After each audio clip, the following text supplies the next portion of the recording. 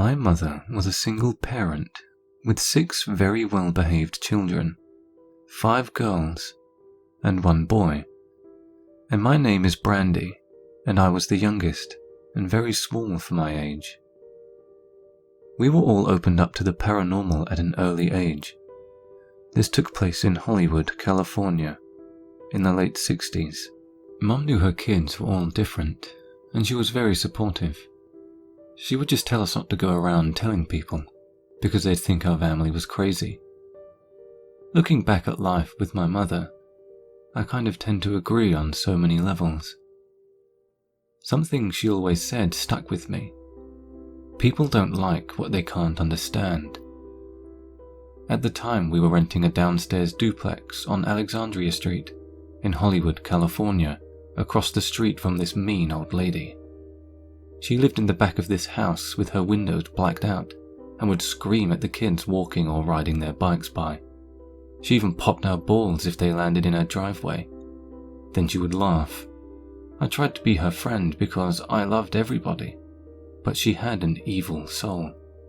One day our mother sat us down and told us that the owner was getting a divorce, so she and her kids wanted to move back to our place, so we had to move.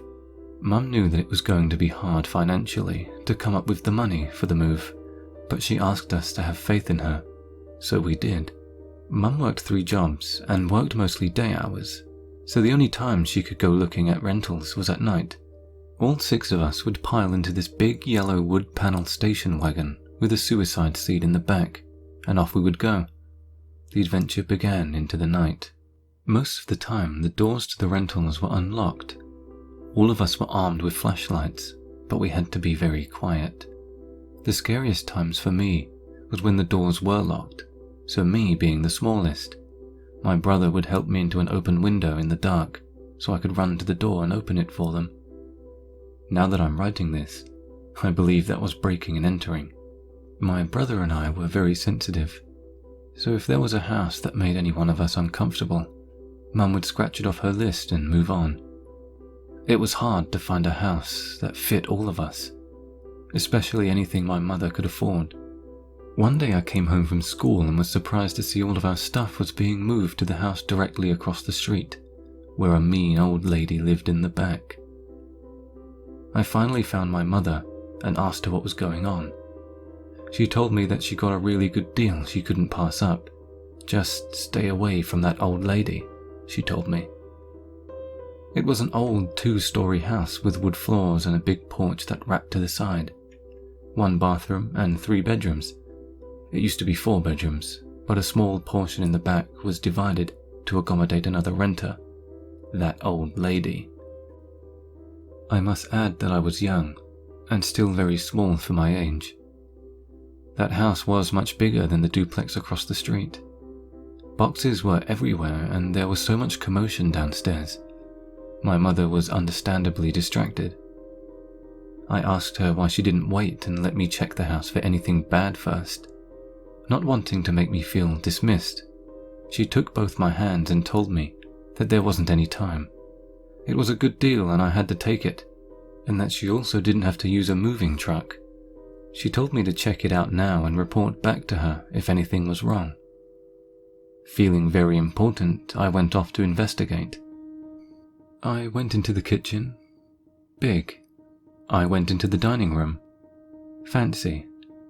And then I started upstairs. Mum mentioned that there was a bedroom big enough for all my sisters, a place for all my toys in the hall, and a room for my brother, so I was excited to see this. The staircase was enclosed with a door at the bottom. You went up 4 steps to a landing where it turned to the right and then proceeded up from there. I got up to the top step when something got me. It felt like 3 cold hands, quickly one after the other, grabbed around my throat with such force. I tried to scream, but the grip was getting tighter. I thought my vocal cords were being crushed. They started forcing me backwards with my back arched, and I felt like I was going to fall, but they just held me there for what seemed like forever in my mind, my toes teetering on the edge of the top of the step. I couldn't move. I felt like surges of electricity throughout my body. Then they started guiding me backwards down the steps, fearing at any moment I was going to be thrown. I saw little spurts of my own breath coming out from my nose. As they were guiding me back down the stairs, I could feel only the edge of the step graze the tips of my toes, while I was trying to grip my foot on each step as I was being forced down the stairs. They led me to the landing and pressed my back against the wall. It felt like 1,000 weights were pressing against my chest, still hardly touching the floor. I was starting to pass out when I heard a voice in my head say to me, "You are strong. You have faith." In my mind, I saw a glowing light all around me, and I said the only words that came to my mind, Om, the universal sound of God. They then lessened their grip ever so slightly, but it was enough for me to drop to the floor and run downstairs to my mother. "Please, Mum, we can't live here, please." I told her what happened, but she said it was too late. We had no money and nowhere else to go. It wasn't long before everyone else in the family had their own experiences. We all hated that house, but we had to endure it until we could afford to move again. My brother liked to tinker, take things apart and see how they worked, if you will. He took the time to sometimes share that part of his life with me. I'd like to think that's where I got my inventor's mind and my ability to fix almost anything. He set up a workshop downstairs in the basement. I sometimes found some of my electronic toys being dissected so he could see how the mechanics worked. Then he would put them all back together on that workbench. One day I was looking for one of my toys, a little furry barking dog that walked, and I suspected I knew right where to find it. But I was too scared to go down into the brick-walled basement alone, so I took my trusted cat, Frischka. He will protect me, I thought. I started downstairs with my cat in my arms. I got almost to the bottom when the lights went out and the door to the house slammed shut. Scared to death, I felt for the railing and started to run back up when I saw something. The house was on 3-foot stilts from the ground, so normally you could see the moonlight from under the house through the vents to the outside. Something moving was blocking the light out and quickly coming towards me. It almost looked like billowing black smoke from the back of my house. Just then, my loving cat Frischka hissed and clawed me for the very first time to get away. He jumped from my arms and escaped through one of the grates on the other side. I ran upstairs as fast as I could with my heart pounding out of my chest. I grabbed the door handle and jiggled it back and forth, thinking it was stuck. I heard a loud, long exhale behind me, followed by the smell of rotten eggs. The door finally opened, and I slammed and locked it behind me. When I told my brother, he said that he never felt good down there, and he kept the door always locked after that. My family was very involved in the temple. We cleaned it every Saturday and helped with all the events and variety shows. Funny thing was that our family was so big it felt like that we were the variety show. One such day, they were all at the temple doing something. I don't remember what.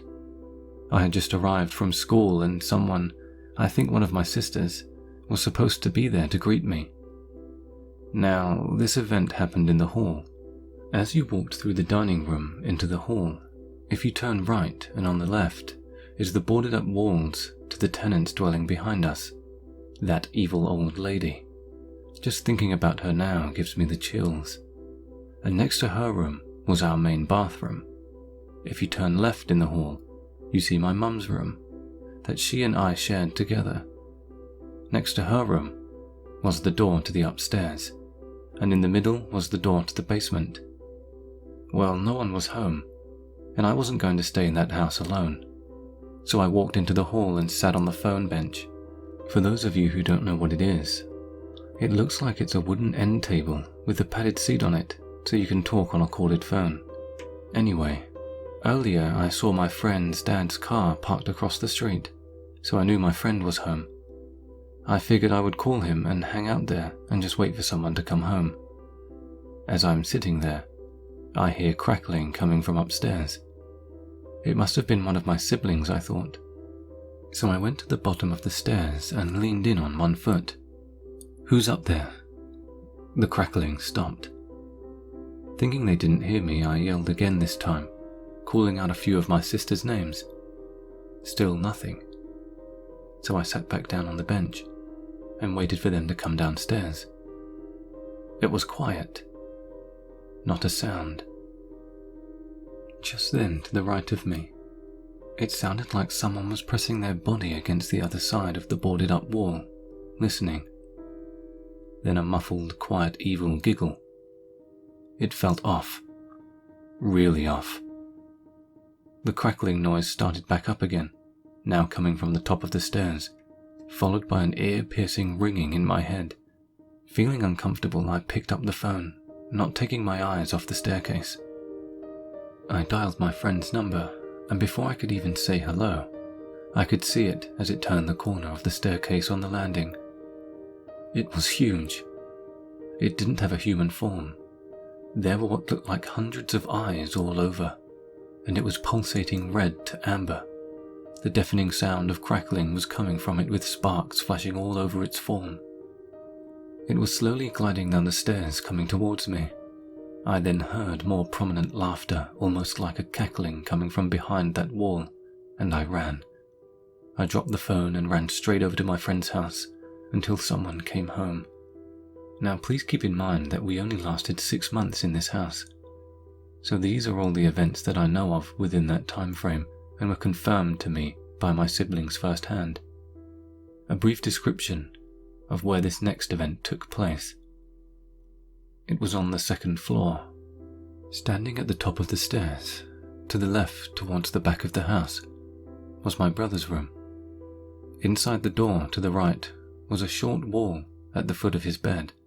Alongside his bed was a window with some curtains. All of the head of our beds in our houses always face east. Then a desk next to his bed. Then an open space at the back corner near the closet. On the right of the stairs was all of my sister's room. It was long and big and set up as follows. Closet to the far right, then lined from right to left 4 single mattresses on the floor next to each other with all heads to the east, then a window. My family were all avid readers. Well, that's pretty much all you could do back then. Late one night, about 2 a.m, my sisters were all lying on their beds, reading, when my brother burst open the door, white as a ghost, grabbing his neck, gasping for air frantically, telling them all to go downstairs. He briefly shared his experience, then ran out of the room. At that point, he ran downstairs to wake up our mother. I witnessed this because I shared a room with her. Actually, one of her beds upstairs was supposed to be mine, but I always complained about seeing a man hanging from a rope over the staircase landing. Plus, I had too many other experiences up there myself. The door swung open, slamming against the wall. He was standing there in a white t-shirt and PJ pants. There was no colour in his face, and his neck looked like it was on fire. He said that he was just falling asleep when he felt a negative presence. Something caught his eye in the back corner of the room. It was the full-body apparition of an old man, and there was hate emanating from him. He started to sit up, but the man flew at him from across the room. He tried to describe it as quick, like 1 second, he was there, and the next he was on top of him. So fast the curtains and everything else in the room was affected, like a big burst of wind. He grabbed his neck with both hands gripping tight and was choking the life out of him. He said he was nose to nose with this thing, and to this day can't shake the evil image off his face. My sister and I both remember him saying at that time that the man in a guttural voice said, "I want your body." My mother put a cold rag on his neck and calmed him down. We all remember dark bruises in the shape of 2 hands that stayed on his neck and chest for over a week, and he never slept upstairs again. Through the years, he never wanted to talk about it until I told him I was writing our story. Now on that night, all my sisters brought down their bedding except one. My sister, Rachel, She was headstrong and stubborn, still is. She was the cut the crap, it's all in your head type of person, until it happened to her. My eldest sister, Linda, tried warning her that on numerous occasions she saw something dark lurking in that closet, and that one night she woke up to something pressing down on her while she was sleeping. But that didn't deter her. To her it was all dramatic and crazy. I guess Rachel thought that it was kind of cool because she got that big room all to herself. Well, one day she was upstairs taking a nap. She never slept without the fan on. The fan was located all the way across the room in front of that closet. The fan was round in the shape of a fat can. It was about 17 inches tall and 14 inches wide, with slats going around it, about 2 inches apart, with big metal blades. My sister always slept with her arm extended out from under the pillow. She said that she was sound asleep, and all of a sudden she woke to her finger being sliced by the metal blades of the fan, and she was in extreme pain. She pulled her hand out of the fan and ran downstairs to our mother. I remember that there was a lot of blood. My mother then wrapped her hand in gauze and papaya to eliminate scarring, and we all went up to investigate. The fan was still there, but it was unplugged. We couldn't understand how it even got over to her. We had shag carpet, as it was the 60s, so it couldn't have vibrated. Plus, it would have had to travel over some articles of clothing that would have stopped it about 5 feet away from the bed, and the plug was across the room, where she said it was plugged into, and the cord wasn't long enough to reach her bed. You know, after having that happen to you, and the fact that your entire family is now sleeping together downstairs in the living room, and the fact that she saw the fan that cut her was unplugged, wouldn't that make you say uncle and join them downstairs in the living room? Nope, not her. She stayed sleeping up there for about a month until she was forced to believe us. By this time she had made the room her own. She took 2 of the mattresses and put them on top of each other, and put them both long ways under the window. She told me that she was in the beginning stages of a dream state, when she was fully awakened by pressure on her chest. It felt dark and evil. She couldn't move. All these things were racing through her head when she remembered what our minister told her when we were in council about this house. He told her to try and communicate with it, asking it if it would follow her spirit guide into the light. So as she did, the pressure started to get worse. The more love she sent, the heavier it got. She said it felt like a cement slab crushing her body and expelling all her air. I asked her how she got out from under it, and she told me she prayed and said some things our minister told us to say until it lifted. For the rest of the time we were there, she slept in the living room with us. Living there was hell. Every chance that old lady got, she tormented me. My brother and I both saw through her screen door some dolls that looked like us, made out of our trash, with things stabbed into them on her coffee table. She used to watch me through her screen door while I was playing. She would stand outside our kitchen door and stare at us cooking. My sister Melanie was in the bathroom, and we heard a shuffling on the other side, so being curious children, we put our ears to the wall and heard her breathing and swallow. How long was she listening? And why? Melanie, who made fun of me for not wanting to go upstairs or to the bathroom alone, was faced with her own frightening experience in the bathroom. While she was in the shower washing her hair, she opened her eyes and saw a face looking back at her. So after that, I had to sit in the bathroom with her.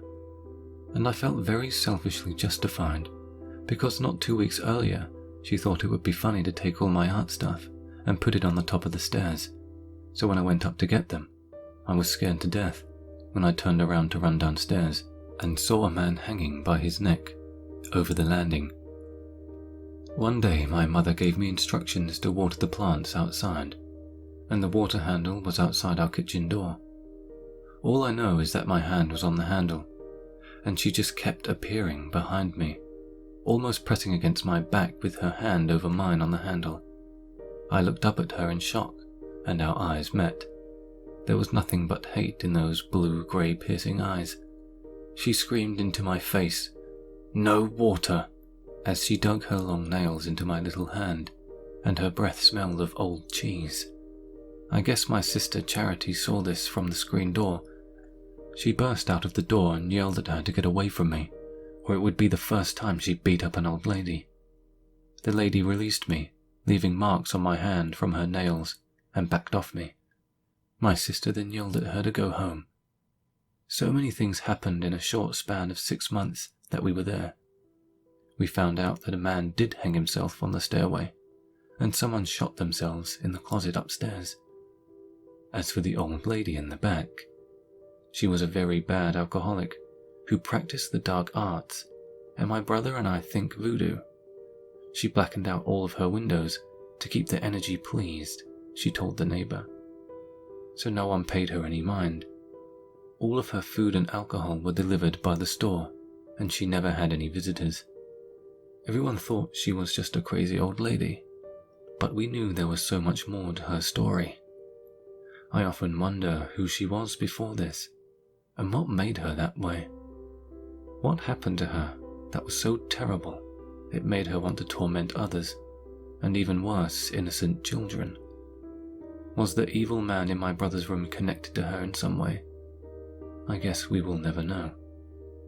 Our minister told us that the house could never truly be cleansed until she was gone.